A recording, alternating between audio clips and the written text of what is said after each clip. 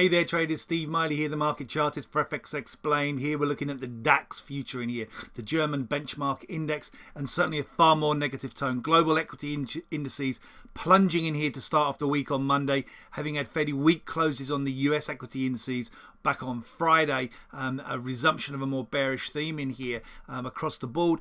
For the DAX in here, wiping out this trend line that comes up from the very end of July. That was a significant move in here. The market having more recently been unable to get above the previous early September peak at 13,461, fading from 13,339, and then lower supports in here in the 13,244 to 13,279 area. A plunge yesterday in here, wiping out important support here at 12,625.5.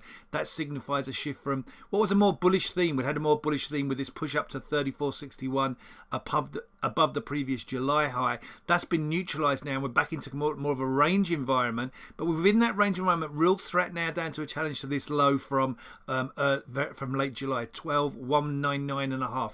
Should we take out that low there, then you have a double top pattern, and it all looks a lot more bearish on an intermediate term basis. So at the moment we're in more of a bigger, broader range theme, but negative pressures within that range theme from yesterday's plunge, and all the threat really going into this week is for a challenge to this low here. And if it takes out that lows, along with other markets in here taking out a lot of important supports, the S&P also taking out important supports and getting close to significant levels, so it would certainly signal a more bearish shift across the board for global equity indices, and European equity indices having kind of slightly underperformed on the outside and underperformed also on the outperformed on the downside in here, actually looking far more vulnerable than previously.